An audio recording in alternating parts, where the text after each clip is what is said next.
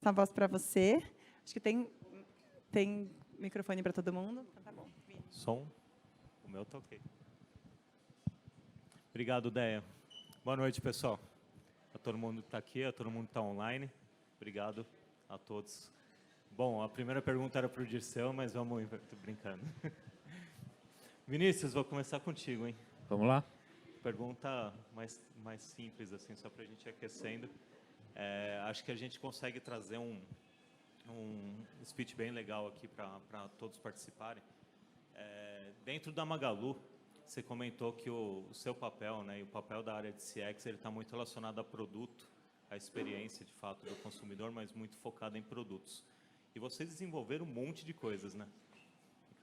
Desenvolveram um monte de coisas, aí vários produtos vocês estão colocando no ar.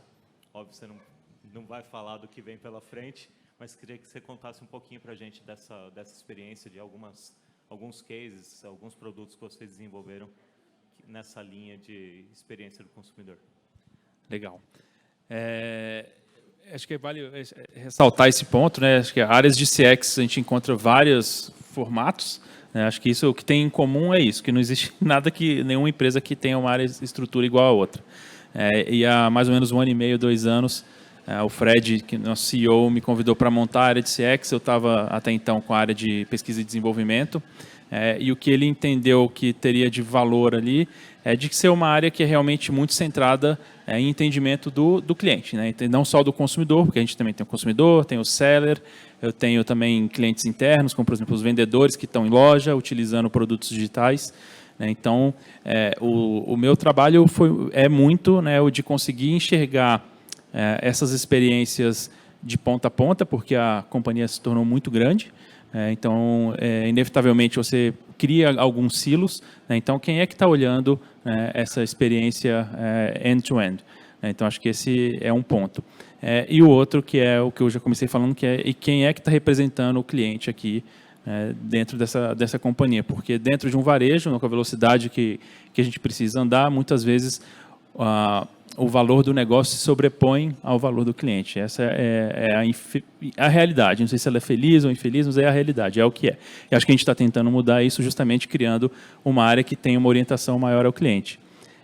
Acho que 2 produtos que a gente lançou recentemente, que acho que ajudam a trazer isso. Um é o Vai e Volta, que é um piloto aqui para a cidade de São Paulo, que é focado na locação de produtos, e não mais na venda de produtos. Então, da onde que veio a ideia do Vai e Volta? Veio de analisar um pouquinho da evolução da moradia, né, para onde que está caminhando a moradia, principalmente nos grandes centros. E aí, desde questão de quanto que está aumentando o metro quadrado até quão pequenos estão ficando os apartamentos. Eu moro na Vila Mariana, todo dia eu vejo um monte de casinhas sendo derrubada e crescendo um monte de estúdios de 25, 30 metros quadrados. E o fato é que essas pessoas têm uma vida mais nômade e também nem tem espaço para guardar tudo que elas querem. Então, o ponto será que a gente não deveria aderir a um pouco dessa economia do acesso, ao invés da posse? Então, esse é um produto que nasceu de CX. Outro, o Compra Junto, né, que é um produto de compra coletiva, que tem o objetivo também de usar o consumidor para ajudar a criar as conexões, né? A gente não ficar dependendo somente de mídia para chegar até os consumidores. Então, como é que eu estou usando a minha base para alcançar pessoas que estão dentro da base deles? E assim a gente consegue diminuir um pouquinho o nosso CAC e consegue reverter isso também. O benefício é reverter em um melhor preço para o consumidor, né? Já que eu estou zerando o meu custo de marketing ali, então, de alguma forma, estou tentando manter esse consumidor aqui engajado. Perfeito. A gente vai puxar um pouquinho do lado gestão daqui a pouco.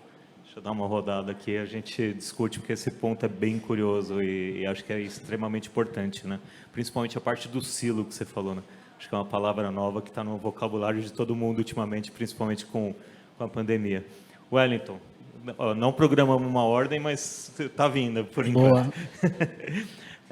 Quando a gente pensa na ótica de produtos, né, que o Vinícius comentou, acho que quando a gente olha para a história da Amaro, né, ela veio com uma construção completamente diferente, né?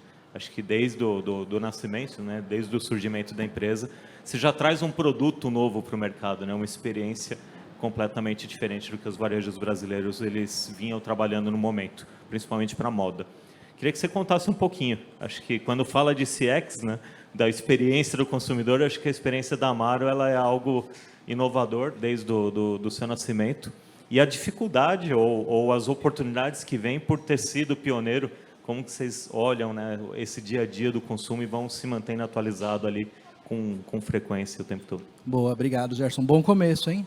Bom começo. Boa. Porque lá quando a Amaro vai fazer 10 anos esse ano, em dezembro. Então, o aniversário da Amaro é 12/12. Então, quando a Amaro surgiu lá em 2012, acho que uma coisa que foi muito acertada foi pensar na Amaro nascendo digital e ali o que tinha por trás da parte de sistemas, de estrutura, ser de fato um sistema operacional de varejo.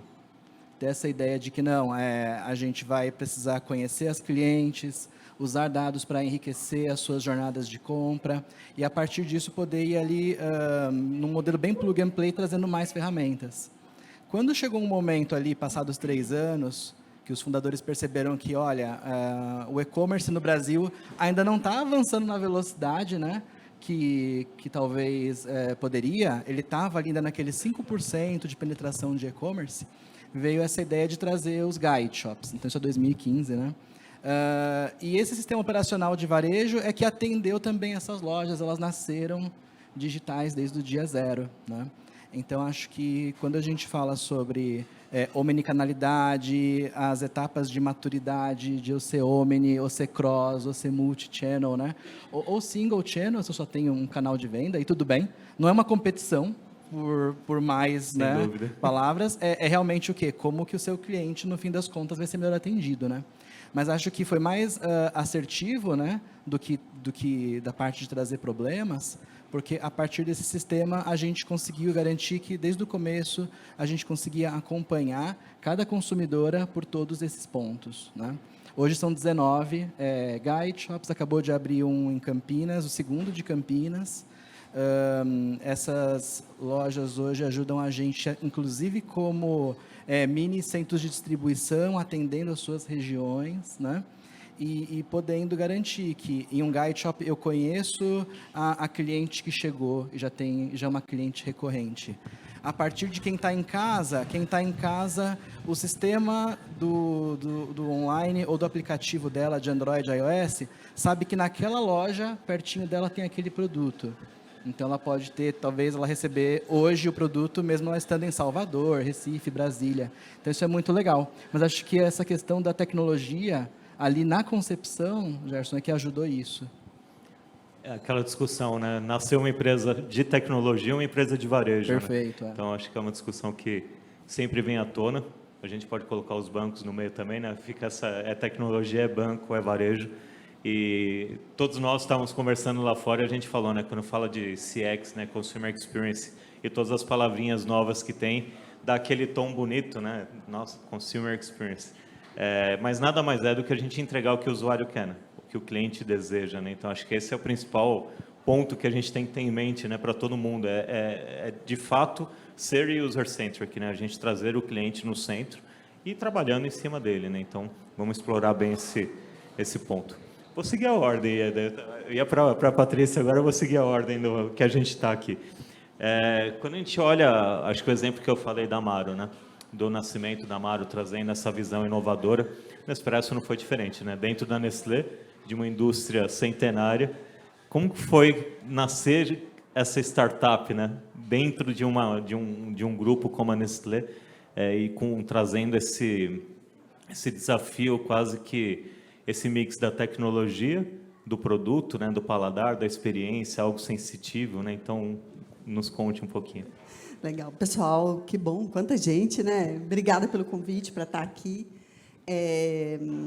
Acho que a gente conversou até um pouquinho aqui antes de começar, que para mim, assim, CX tem muito a ver com a maneira como a empresa enxerga o cliente, né? A Nespresso, ela nasceu como uma empresa, uma startup dentro da Nestlé, isso há alguns anos atrás já, mas ela nasce com a experiência como core da empresa, né? Então, é a transformar a experiência de tomar um café, né? Um café que é uma commodity, quando eu encapsulo aquele café e entrego essa experiência na casa do cliente e quero entregar essa experiência como se ele estivesse consumindo um café, porque foi assim que nasceu, né? Uma café numa cafeteria especializada, com um especialista em café que vai preparar um café de melhor qualidade, etc. Então, a Nespresso nasce nesse lugar. Quando ela nasce como uma empresa inovadora, ela traz com ela muitos elementos que a gente vê hoje que as startups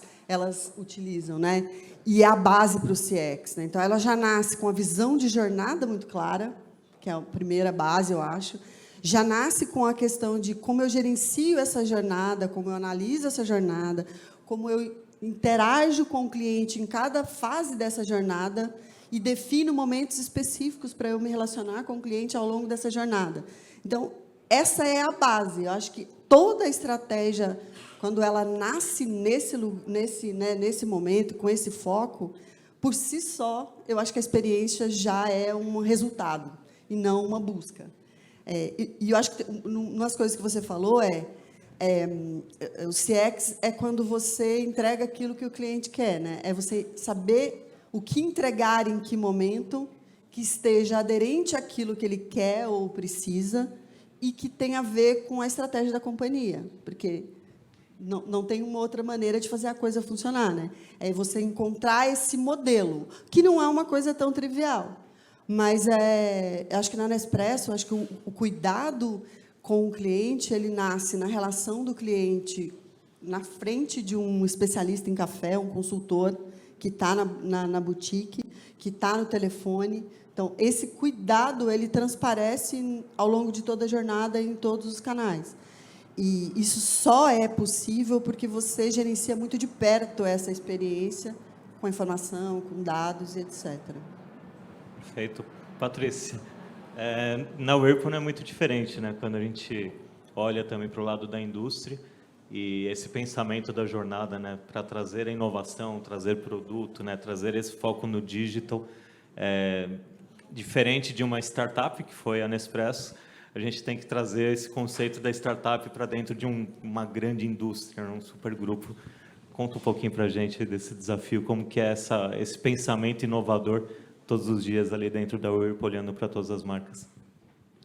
Então, diferente da maioria das empresas aqui que são nativas digitais, a Whirlpool é uma empresa de 100 anos, 60 anos no Brasil, com marcas icônicas, né? Brastemp, Consul, KitchenAid. E a indústria ela fez o caminho contrário. As empresas nativas digitais elas nasceram a partir da análise de dados. A indústria ela tem um conhecimento tácito muito grande de como que o consumidor se comporta, do que ele gosta, como que compra. A relação com o varejo vem se desenvolvendo há muitos anos, e aí esse conhecimento era mais interno.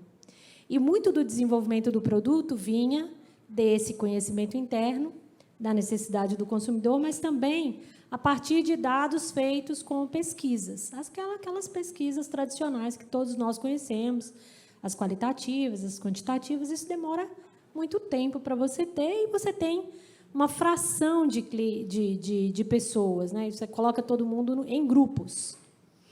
A indústria e a Whirlpool vem fazendo um caminho de conhecer e ter acesso a dados, e o nosso e-commerce nos ajudou muito nisso, porque ele fez essa ponte muito direta com o consumidor, mas também a gente tem uma área de CX muito grande agora, né? No time de digital é gigante, especialmente em CX, e aí isso nos possibilita ter acesso a dados e, a partir daí, também inovar, não observando somente grandes grupos, mas a jornada do consumidor, como as pessoas se comportam digitalmente e no ponto de venda, fazer o cruzamento desses dados. Não é uma coisa simples, nem trivial, especialmente para a indústria, que está se educando todos os dias em fazer isso, mas é absolutamente importante, porque a gente não está inovando só criando novos produtos.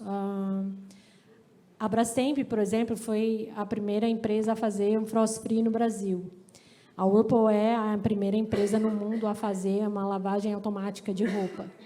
Então, a gente já tem no DNA essa estrutura de inovação. Mas aí a gente precisou começar a inovar também em produtos digitais, né? A partir do e-commerce, a partir de outras entregas que a gente está fazendo para os consumidores a partir de agora em produtos digitais, e empilhar todos esses conhecimentos, saber tudo isso, esse conhecimento tácito que é interno, mas esse conhecimento de pesquisas, de estrutura de dados, do varejo e etc., que vem de anos.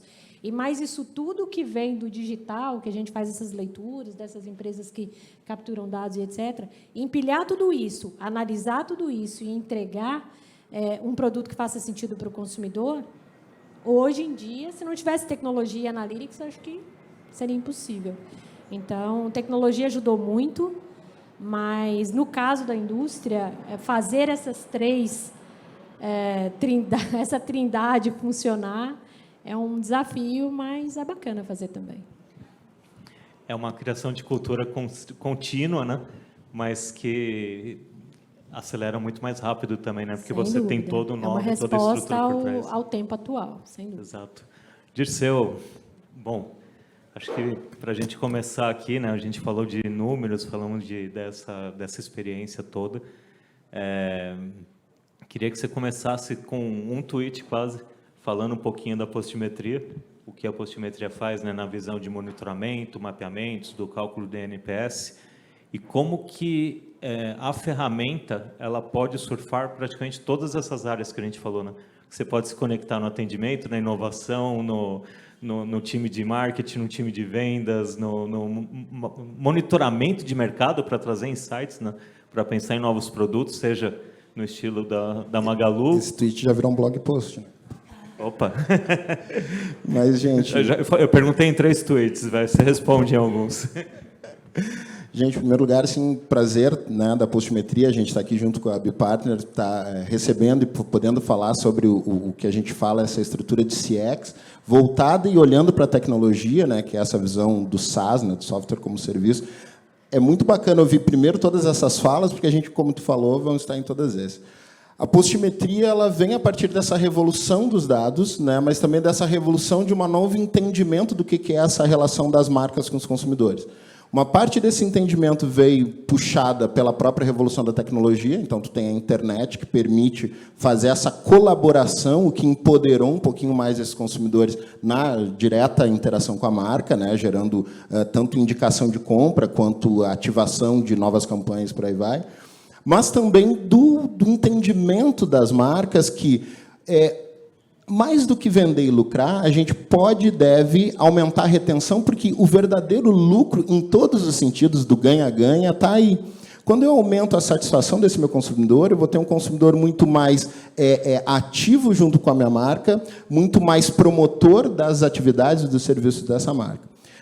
Onde entra a postimetria nesse contexto? A postimetria entra nesse olhar daquilo que a gente chama de Big Data, que é esse grande volume, velocidade e variedade de dados, mas olhando para uma característica específica desse Big Data, que era até então muito pouco falada, que é a parte do chamado dado não estruturado.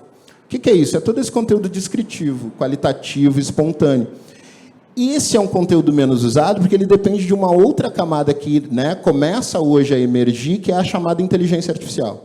Então, a nossa estrutura, que a gente se posiciona hoje como uma plataforma número 1 do CX as a Service, ou seja, o software como serviço para o CX, vem olhar todos esses pontos da coleta de dados, do diagnóstico, do atendimento, da fidelização, até muitas vezes a nova prospecção, a partir dessa fala espontânea, né, que vai dos diversos canais. Qual que é a dor dos nossos clientes?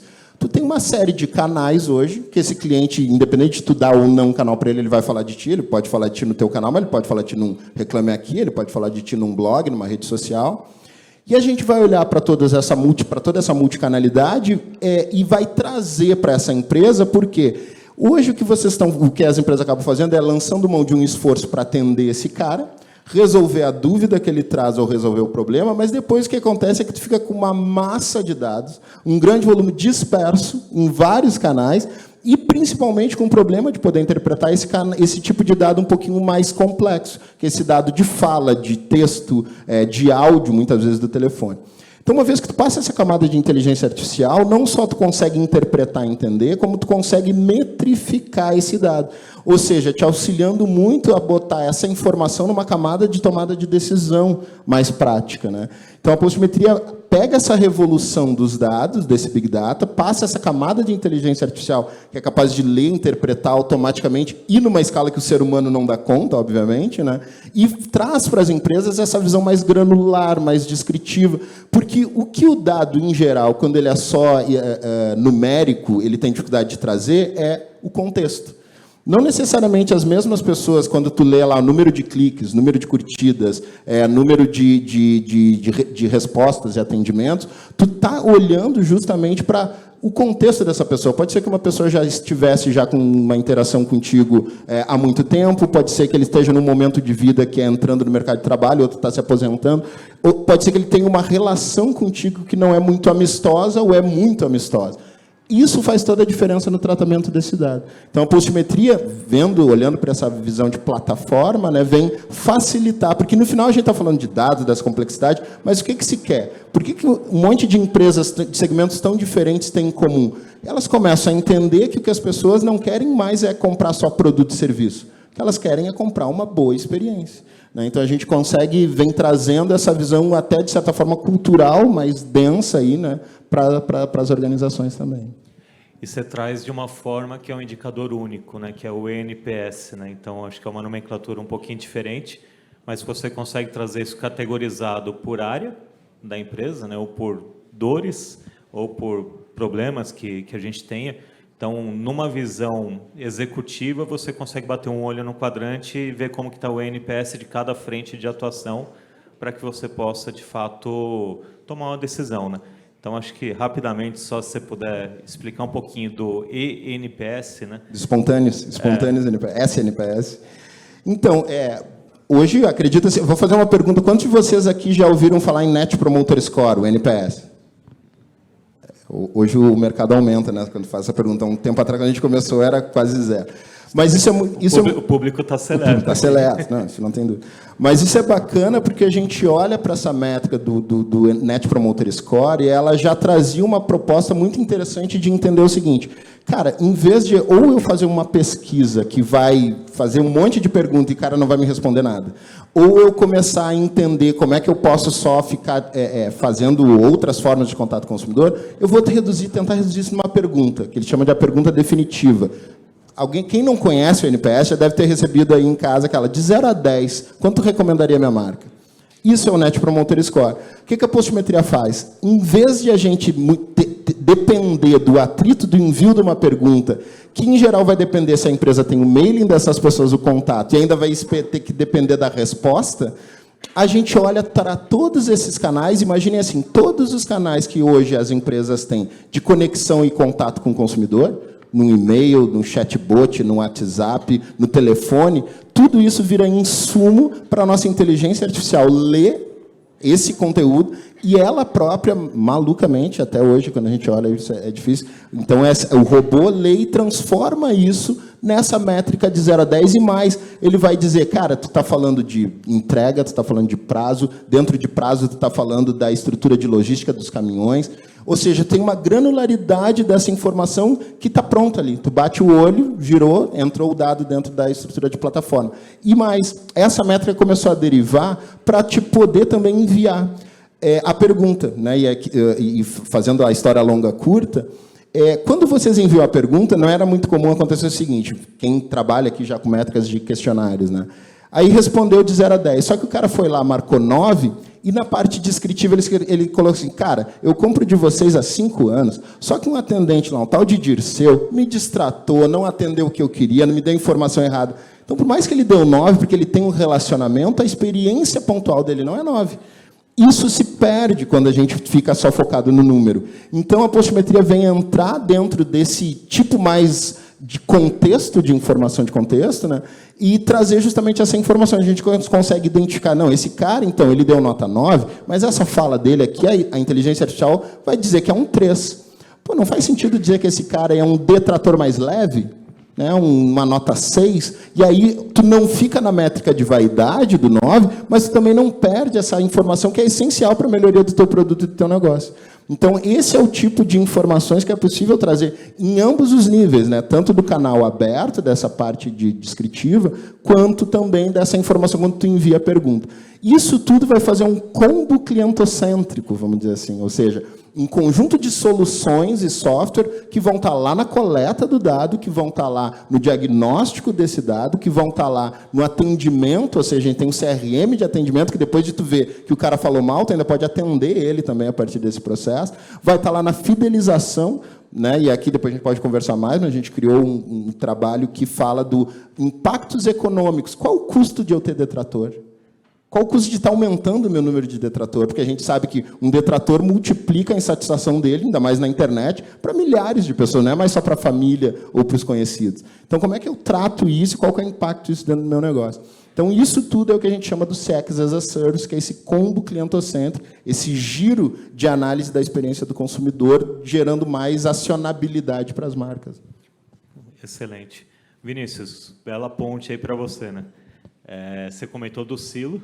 Acho que se a gente olha para Magalu, milhares de pessoas, milhões de SKUs, milhões de desafios, né? Como de fato olhar essa experiência do consumidor de ponta a ponta, sendo que é algo que depende de muitas áreas, né? De praticamente milhares de pessoas, porque não adianta um atendente numa loja física atender bem ou querer vender e o preço não está bom, ou você... Enfim, tem um monte de cenários que a gente pode trazer. Como funciona essa visão? Porque você trouxe muito na primeira resposta e como uma grande novidade, né, acho que para a gente, a visão do CX dentro de uma gestão estruturada, né, na Magalu. Então, achei isso bem curioso, queria que você contasse um pouquinho para a gente. Acho que tem algumas formas, né? Primeiro é entender que a experiência do cliente não é responsabilidade de uma área. Acho que nosso papel ali é de orquestrar, de dar insumos, de ajudar a capacitar as pessoas, mas isso é uma responsabilidade de todo mundo. Tá? O segundo ponto, acho que tem muito a ver com o modelo de gestão.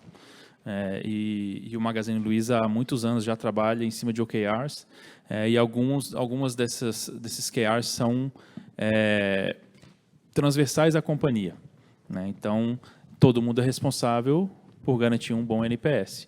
Existe, obviamente, uma área que lidera, mas todas as áreas estão, de alguma maneira, envolvidas, e a gente consegue entender onde que está doendo mais para que a gente possa atuar. Então, se a dor está em logística, né, a gente está com um problema de entrega, né, o que o time de logística vai fazer para melhorar a experiência do cliente na entrega? Então, acho que o modelo de gestão ajuda bastante, criar essa cultura ajuda muito, e aí acho que o que também a gente tem de maneira bem prática é a forma como a gente também estrutura times. Então, o modelo de agilidade organizacional, né, a forma de trabalho, ela não se limita ao Luiza Labs, né, que foi até onde começou e todo mundo achou super legal. Hoje, o modelo de agilidade permeia toda a companhia. Né? Então, a gente tem uma diretoria de agilidade que garante que essa cultura ágil vá para outras áreas. Né? E, com isso, a gente tem algumas áreas que atuam como capítulos, né, como os chapters, dentro do conceito de agilidade. Uma dessas áreas é a área de CX. Né? Então, ao mesmo tempo que eu não sou responsável pelo resultado direto de nenhuma vertical, eu sou corresponsável por essa experiência. Então, onde que eu consigo mensurar melhor essa questão da experiência de ponta a ponta? Hoje, principalmente através do time de design. Tá? Então, o meu time de design é espalhado em todas as verticais, então todos os times de produto têm como um par, o PO tem como par um designer, e forma a tríade lá com a pessoa de tecnologia. Isso é relativamente novo no Magazine. A gente tinha antes um designer atuando muito mais no espaço solução do que no espaço problema. Então, hoje, esse é o time que está olhando isso de uma maneira mais ampla e mais harmônica. E aí a gente também vem com aí questões mais técnicas que ajudam a gente a pensar, olhar mais para a experiência digital, como, por exemplo, criar um design system, que era uma coisa que não tinha antes. E aí você olha trocentos tons de azul espalhados por um produto. Né? Então, esse ainda é um trabalho de formiguinha que a gente está começando. Alguns produtos já são mais impactados, já ganham mais velocidade, ganham escala. Né? Então, tem diferentes formas da gente atuar para garantir essa experiência mais uniforme. Né? No fim do dia, acho que é isso. Essa outra frente que você comentou, né, no nosso primeiro bate-papo que é muito diferente do que o mercado tem feito, né? A área de designer, né, o criativo, estar debaixo de uma visão de CX, né? Queria que você explorasse um pouquinho mais. Você deu o exemplo agora dos diferentes tons de azul. Vai muito além de simplesmente respeitar um guide de marca ou trazer os conceitos puramente criativos, arte. Queria que você contasse um pouquinho dessa visão e do desafio, né, dessa área de design dentro de CX. Tá, acho que o problema começa com a origem, né, da palavra. Acho que design foi mal a forma como a palavra repercute no Brasil tem muito a ver com a questão de interface, com a parte mais de forma, não tanto de função.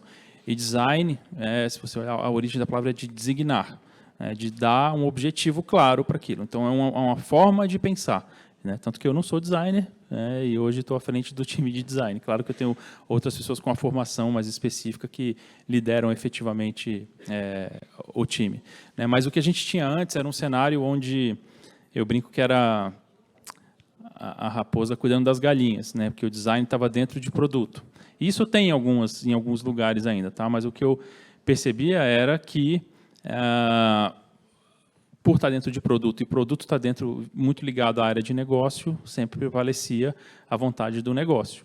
Eu falei, então, a primeira coisa que eu quero fazer é tirar o design aqui de dentro, porque eu preciso que essas pessoas sejam reconhecidas como pessoas que vão estar envolvidas desde a etapa de descoberta, e não só na etapa, né, do delivery, e que possam contribuir com uma visão mais crítica, né? Eu brinco que a gente precisa criar uma tensão criativa positiva aqui, né? Não deixar só o time de produto tomar uma decisão, até porque times de produto em empresas de tecnologia têm uma característica um pouco diferente de times de produto mais tradicionais. Eu comecei minha carreira na Nestlé, por acaso, em 2000, por aí, faz tempo. Tá? Então, eu lá olhava para iogurtes, né? É outro tipo de produto que a gente olhava ali. Então, tem um tipo de formação que é diferente da formação de produto mais de tecnologia, onde as pessoas têm esse background muito técnico. Né? Então, acabava que as decisões eram muito incrementais, muito orientadas ao curtíssimo prazo e que, no fim do dia, quanto que valor que você está gerando para o cliente. Né? Então, hoje, o design, tirando o design aqui de dentro, a gente garante um pouco mais de equilíbrio. Na teoria funciona bem, na prática não é tão simples, e a gente está fazendo os times se entenderem para todos contribuírem para, no fim do dia, entregar um melhor produto para o cliente. Né? Então, esse foi o principal objetivo da gente tirar o design de dentro de uma área de produto e tê-lo como uma entidade um pouco mais independente, e mais imparcial também, né? Então, assim, eu não estou ligado a nenhuma unidade de negócio. Eu estou aqui para trazer muito dessa visão do consumidor para dentro das verticais de produto, né? Perfeito. Patrícia, falando em temas complexos e desafios, né? Quando você está do lado da indústria, a gente tem a venda do D2C, né? Você tem a venda do varejo tradicional online, marketplace. Você vai ter a venda do varejo físico. Como que a gente consegue entender essa jornada toda, né, que eles, por serem nativos digitais, por terem toda a estrutura, acaba tendo isso muito mais na mão, né, esse dado? Como que a gente consegue entender essa jornada inteira para, de fato, pensar nessa experiência, né, seja em produto, seja na comunicação? E com uma particularidade a mais de quando a gente olha para os 3 business, né, acho que diferente, ele tem as características são similares, mas a sua recompra não é igual a deles, né? Então você vai vender outro produto, né? Não o mesmo produto. Então, como que olha essa jornada nessa visão da indústria com todas essas complexidades de canais de vendas, de recompra? Que o Dirceu falou, né? O NPS é espetacular porque você tem que olhar na recompra. É um desafio maior, né? Pergunta longa. Mas eu vou tentar responder. A gente tem muito dado do D2C que explica como as pessoas compram e como elas chegam no nosso canal digital, por exemplo. E a gente tem a nossa experiência de como que as pessoas chegam no ponto de venda e compram, enfim. Mas, para nós, eu costumo dizer assim, não é vendeu e acabou, né? Porque isso acontece no varejo. Vendeu e acabou, e aí próximo, vendeu e acabou, próximo. A gente vendeu e começou. E aí começa a experiência do consumidor mesmo. Então, tem a experiência do uso, tem a experiência com o customer care, porque, eventualmente, você pode ter uma dúvida em relação ao seu produto, você pode ter um problema com o seu produto, e aí você tem que oferecer informações para as pessoas de como usar melhor aquele produto. Conhecer o seu cliente ao ponto de falar, putz, será que se ele está agora comprando uma geladeira nova, se eu comprou uma geladeira nova, será que não é que ele está mudando de casa e também não precisa de um fogão e de outras coisas? Então, a gente precisa começar a olhar a jornada inteira e entender esse consumidor individualmente. E aí entra todo um trabalho de Customer Lifetime Value, que tem CRM dentro, tem algoritmo dentro, tem entender como que isso funciona no Consumer Experience, não só no digital, que tem toda essa história de criar produtos digitais, aqueles pequenos produtos digitais, enfim, cada empresa vai nominar produto digital de um jeito, tem gente que vai falar que é um site inteiro, tem gente que vai falar que é um botão, tem gente que vai falar que é uma experiência de venda, mas, no nosso caso, o importante é olhar sempre para o consumidor e a experiência dele inteira. E aí, a recompra, se eu estivesse esperando uma recompra de um novo produto refrigerador, se a pessoa for esperar o produto dela estragar, podem ser 25 anos. Se ela vai fazer uma troca porque ela quer trocar, podem ser entre 5 e 7 anos, dependendo do momento de vida que aquele consumidor está. Então, o ideal para a gente é entender como que a gente pode fazer parte da vida daquelas pessoas para além do produto.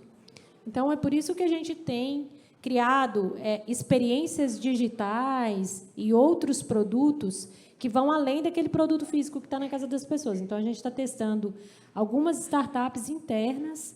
Por exemplo, tem um teste muito bacana ocorrendo agora, que tem a ver com a nossa responsabilidade social, com o que vem do produto. Você vai trocar uma geladeira, vai trocar um fogão, vai trocar uma máquina de lavar, ou whatever, mas não sabe onde você vai colocar aquele produto que está na sua casa.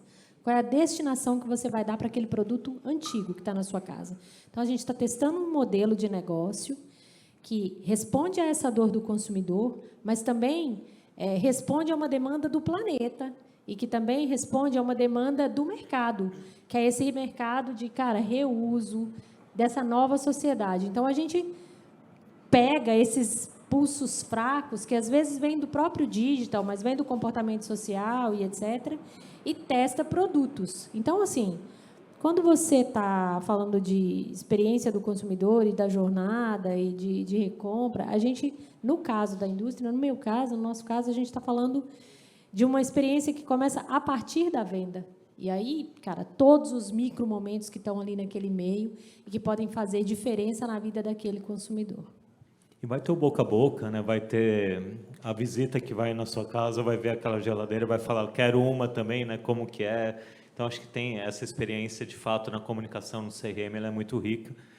E você tem várias outras marcas também dentro do grupo, né? Você tem uma Biblend, que aí entra para uma linha mais no modelo Nespresso, né? Com cápsulas.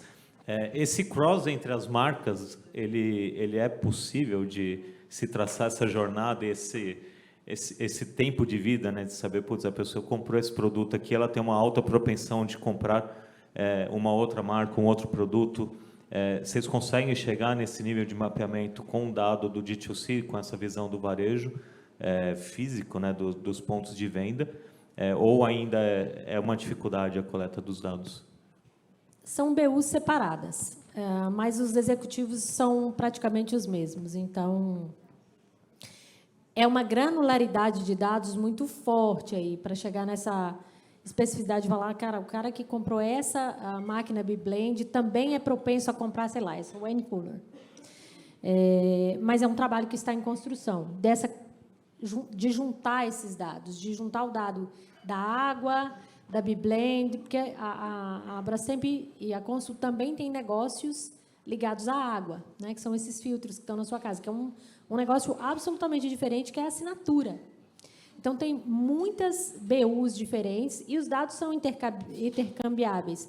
É mais fácil a gente, por exemplo, usar um dado de água, de quem compra água, que está dentro do grande negócio Whirlpool, do que, por exemplo, Biblend, Porque BeBlend é uma unidade de negócio separada, com suas especificidades. Nada nos impede de trocar essas informações e de trabalharmos juntos, mas ainda é um trabalho muito em construção. Bacana. Ieda, acho que quando a gente pensa, né, no que o Dirceu falou e nessa recompra, principalmente, né, aí vai direto contigo, né? Acho que o seu business é talvez o maior recompra aqui de todos. Se depender da minha esposa, ela acaba com todos em um dia. E queria que você contasse um pouquinho desse entendimento da jornada, não só para aumento desse lifetime value, para você conseguir estimular, né, o consumo e naturalmente aumentar a receita, mas também nessa idealização e nesse pensamento de novos produtos, né, novos sabores, novas máquinas, porque acho que você trouxe muito bem, né, você tem um lance muito sensorial do produto e a Nespresso ela traz isso desde sempre, de trazer essa experiência do profissional para dentro de casa, né? Exato. Então, e eu acho que estava até aqui pensando enquanto você estava falando que assim que vocês se referiram aqui, tem 3 empresas que são nativos digitais. Muito engraçado, porque a Nespresso nasceu nos anos 80, né? E nos anos 2000 ela veio para o Brasil. Então, eu acho que existe um mindset assim muito forte, né? E a gente está aqui para discutir isso, mas existe um mindset muito forte de que a experiência, o quanto a gente consegue evoluir na jornada do cliente está muito relacionado ao ser digital ou não ser digital. Então, eu acho que o Vinícius trouxe alguns pontos bem importantes que eu acho que compõem esse modelo, né? Que tem a ver com o quanto você tem times dentro da empresa estruturados para pensar a experiência do cliente, capacitados para fazer isso, porque não basta eu trazer o dado, né? Eu tenho que ter pessoas que consigam olhar o dado e dizer vou por ali ou não, ou vou por aqui. Tem a questão dos indicadores, tem a questão da cultura, né? Tem a questão da companhia como um todo. Então, só queria abrir esse parênteses porque eu achei engraçado. Então, estamos falando de uma empresa com um modelo de experiência de cliente que nasceu nos anos 80. Então, assim, é possível criar empresas com foco em experiência em modelos que não sejam os modelos totalmente digitais, etc. Então, o seu desafio ele é grande, mas ele é possível. Eu acho que Nespresso, sim, né? Acho que a experiência sensorial, a coisa do produto, né? Os desafios para a Nespresso hoje, eles estão na retenção, né? Estão na recompra, estão no lançamento de novos produtos que permitam com que o cliente experimente produtos diferentes, porque essa é uma alavanca da lealdade. Então, na nossa área, por exemplo, a gente faz estudos nessa linha, de entender qual é a alavanca que me faz ter um cliente fiel. Muitas vezes é ele reclamar. Então, o que a gente fez? A gente fez um estudo recentemente, e acho que é uma discussão que muitas pessoas têm, né? Será que a reclamação leva a uma disruptura na lealdade? No caso da Nespresso, ela é o contrário. Inclusive, ela estimula. Cada vez mais que eu tenho um cliente que reclama e um cliente que tem um problema na máquina e leva a máquina para um pós-venda para fazer um ajuste naquela máquina, esse é um dos principais drives de lealdade que a gente tem dentro da companhia. Então, identificar esses elementos que fazem com que esse cliente se mantenha leal, ou faça recompra, ou vá na boutique para experimentar um novo lançamento de um café, acho que talvez é um dos nossos principais trabalhos e um dos nossos principais desafios. E ainda na linha da coisa do digital, que é interessante, hoje, mais ou menos metade da nossa base de clientes tem na boutique o principal canal de experiência.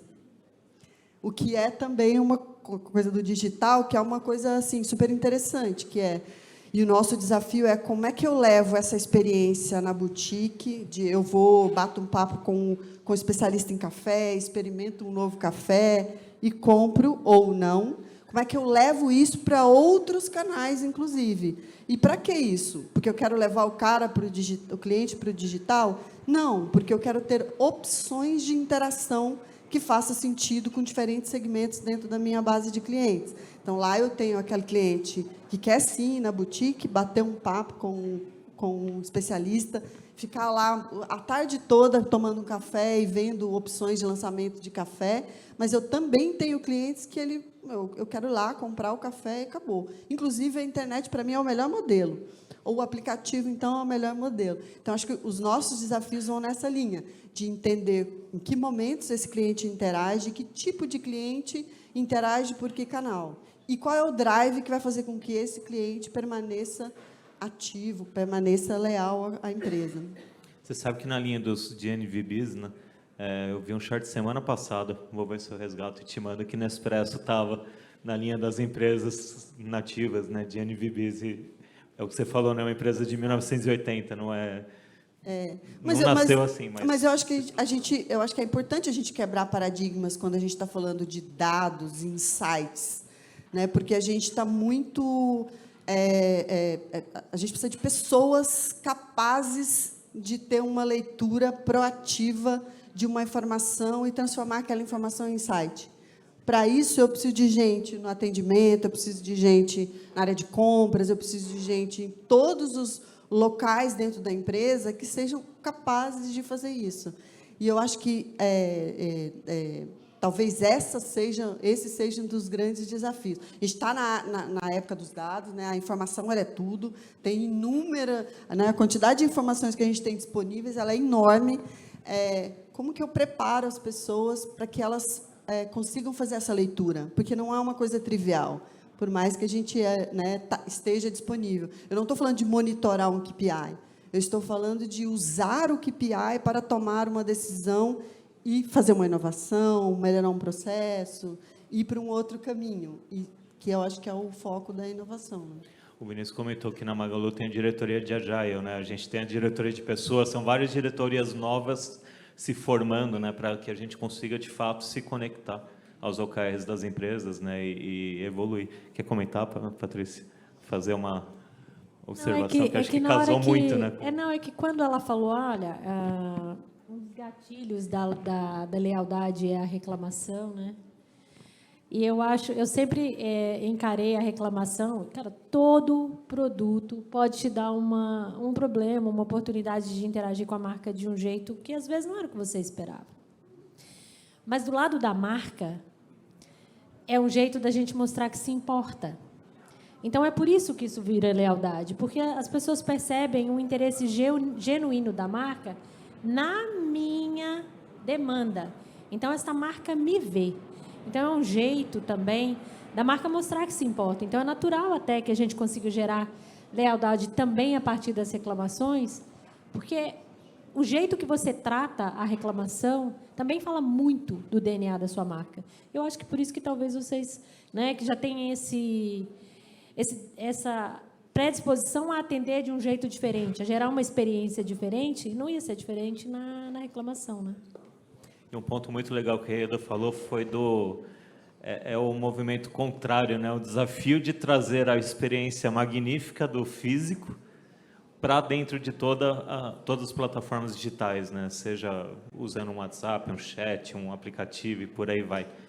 Wellington, quando a gente olha para a moda, né? Para a Maro, com todo o conceito, principalmente moda feminina, assim como a Ieda tem o desafio, né, da recompra e a parte sensorial ali do negócio, dá para dizer que é muito parecido, né? Acho que quando a gente olha para a moda, a gente também tem uma recompra muito grande. Você tem que estimular, né? Acho que diferente da Ieda, que você tem o consumo, ele naturalmente você tem que trazer ele para o seu canal e a pessoa continuar comprando e consumindo. No seu caso, você tem que estimular aquele consumo o tempo todo, né? Falando, olha essa novidade que chegou, né? Olha esse produto aqui, olha esse look. Como que você olha essa jornada da consumidora? Como você traz essa visão do CX para essa experiência inteira, né? Seja do produto digital, seja da loja, para que você consiga estimular esse consumo com a frequência que precisa? Primeiro que eu achei muito legal que a Patrícia trouxe, que fiz a primeira venda, não é que acabou, né? É que começou. Então, eu acho que muito do que a gente vê, né, na indústria, a gente vê a quantidade de lançamentos de produtos. A Maro tem mais de 100 novidades toda semana. Então, tem muitos produtos que chegam. A gente consegue fazer produtos com uma quantidade bastante assertiva em relação a forecast, previsão de demanda, justamente olhando os dados, mas também usando toda essa base de CRM que a gente tem, e de preferências e de navegação, para poder direcionar e indicar esses produtos para as pessoas que têm uma maior propensão a aceitar, entender que funcionam, que combinam, os tamanhos. Mas só que a partir daí também vão surgindo oportunidades, de novo, de uso de dados. Então, vou dar exemplo de um desafio da moda, que a gente passa por isso, todos nós como consumidores, que são as modelagens. Então, eu tenho um desafio de modelagem, eu gosto de uma marca, e de repente eu compro uma calça naquele tamanho, deu super certo. Eu compro a segunda, de um modelo diferente, também deu certo. Mas a terceira, não sei, ela ficou pequena ou ela ficou grande. E eu estou com o mesmo tamanho, então o que aconteceu aqui, né? Esse é um exemplo de oportunidade, de situação que acontece na jornada de algumas clientes e que a gente conseguiu usar esse data point para apontar para as nossas equipes de desenvolvimento de produto quais categorias de produtos tinham mais ali oportunidades ligadas a essa consistência de tamanhos. Então, não era uma pesquisa, não era como acho que o Dirceu colocou, um questionário extra, né? Só esse comportamento de uma devolução servindo para ser aí a oportunidade de um aprendizado e de uma coleção seguinte poder ser melhor. Porque ela espera por essa coleção seguinte. Essa coleção seguinte tem que ser bem assertiva para ela poder continuar confiando na marca, visitando mais canais. E agora que a Amaro fez esse novo momento em que a gente está com mais de 300 marcas parceiras, então a Amaro não apenas como uma marca de moda, mas sim como esse lugar em que tem lifestyle, então tem casa, tem beleza, tem bem-estar, além de moda, né? Isso é mais uma oportunidade para tornar essa recorrência ainda mais interessante. Então a gente tem explorado isso, e a oportunidade também da cliente, ela termina uma compra, ela já ganha o cupom dela para ela trazer as amigas, e ela ganha com isso ali na carteira dela um valor extra de cashback, a amiga também ganha. Isso dá um efeito de rede muito legal. Então, são umas alavancas muito comuns que a gente vê, geralmente, em serviços, plataforma, não tanto talvez no varejo, mas que a gente tem conseguido explorar e as clientes têm gostado. Então, isso faz com que ela traga uma pessoa nova e ela também fique ansiosa para ganhar créditos e voltar e fazer a sua nova compra. Então, é um momento muito diferente. Tudo isso são coisas que a gente tem experimentado muito recentemente, estamos aprendendo ainda muito com isso, mas dá para ver, né, o tamanho dessa oportunidade. As pessoas criarem essa relação, entenderem e poderem voltar. É indiscutível que hoje a gente tem zilhões de dados, né? Todo mundo falou isso. E você falou de que é um índice de logística reversa, que ele sozinho você consegue fazer trabalhos em quase todas as áreas, né? Seja na concepção e desenvolvimento de produto, no conteúdo, na plataforma digital, no atendimento. É um KPI que ele já vai permear praticamente tudo, né? Então, às vezes o menos é mais, né? E o simples ele nos dá muita objetividade, muito resultado. Trazendo um pouquinho dessa visão de desenvolvimento de produto, de cenário, né? Então, quando a gente olha para o mercado asiático, que virou quase que o nosso grande benchmark, né? Acho que quando olha para a moda, você tinha Nova York lá atrás, depois Paris, Milão, e agora está muito forte no mercado chinês, principalmente. E lá tem se discutido muito esse conceito do real-time fashion, né? De você colocar o produto à venda sem ele nem existir. Você produz, cria ali numa ótica de design com base em dados e muitas vezes criado por inteligência artificial, nem é por um design de moda, né? E você coloca à venda, conforme o produto vai sendo vendido, ele vai sendo produzido. Óbvio que a gente não tem essa elasticidade de produção chinesa aqui no Brasil, mas queria que você trouxesse um pouquinho essa visão dessa experiência de como desenvolver novos produtos, como criar coleções, principalmente, né? Estimulando essa recompra, com base em dados, com base nesse mapeamento, nesse monitoramento do que está acontecendo hoje, né? Aquele momento do quase um fast fashion, mas um pouquinho mais rápido, né, do que o fast fashion. Acho que entra muito essa questão de de olhar de novo dados, olhar informação e pegar, no caso da moda, as tendências. Então, é entender uma tendência muito rápido e tentar olhar a sua cadeia e ver como você consegue, de uma forma assertiva, uma forma que combina também, acho que com os seus princípios, conseguir produzir produtos bacanas com um ciclo de desenvolvimento que ele é ágil. Aí acho que entra a agilidade também para o produto físico, para o bem de consumo, né? Então, a gente teve episódios, e é legal porque foi muito antes da gente começar a falar de metaverso. A Mara explorou lá de criar uma personagem no Animal Crossing, ali do Nintendo Switch, e a gente usou aquilo como uma pesquisa e criamos produtos inspirados nas coleções. Mesma coisa foi com o TikTok também, nesse caso, super uma parceria bacana que a gente fez, mas a ideia era essa, pegar talvez um creator de TikTok, pegar uma tendência muito rápido e criar esses produtos. Então foram cases muito bacanas, mas olhando pela ótica de CX, o que me interessava bastante era ver o sucesso dos produtos depois. Pegar as opiniões, pegar feedbacks. E o que me chamou mais atenção foi de um vestido que foi produzido numa dessas sprints rápidas, né, de desenvolvimento, elas chamavam Trend Catchers, e fui lá olhar no NPS, pessoas que tinham comprado aqueles vestidos, encontrei lá, entre as clientes promotoras ali, né, o 10, né, uma cliente que contou uma história super especial, ela usou o produto no casamento dela. Então, a gente quis saber um pouco mais sobre essa história. Ela foi uma das várias pessoas hoje em dia que atende o telefone, quando alguém liga, né? E contou mais sobre isso. Mas é legal você ver como um produto físico, um bem de consumo, nesse momento tão digital que a gente vive, ele vai fazer também muita diferença, né? Ele é algo que você toca, é algo que você tem a etapa do uso depois, né? E acho que faz muita diferença. Depois ela comprou mais um vestido porque ela gostou daquele, então veio a recorrência. Mas imagina isso, né, Gerson? De um produto que nasceu para a gente explorar um ciclo rápido de desenvolvimento. Ele serviu para criar uma imagem da marca bem interessante e a gente usar ele como um case, de que isso pode ser feito de um jeito legal, sabe? Mas essa parte do TikTok e da Mara, a nossa personagem lá no Animal Crossing, foi muito legal, gente. Eu recomendo vocês darem uma olhadinha, que foi bacana. Essa última resposta já nos garantiu mais 1 hora de papo, né? Para falar de metaverso, de creators, etc. Mas nosso tempo aqui está praticamente finalizado. A gente está online no Instagram, então tem nossa 1 horinha, né? Vou finalizar com um tweet de cada um. Acho que uma pergunta bem rápida. Qual dica que vocês dão para todo mundo que está nos assistindo nesse pensamento de experiência do consumidor, de trazer de fato essa boa relação? Então, uma frase rápida, pode começar contigo, já está com o microfone na mão, a gente vai rodando. Boa.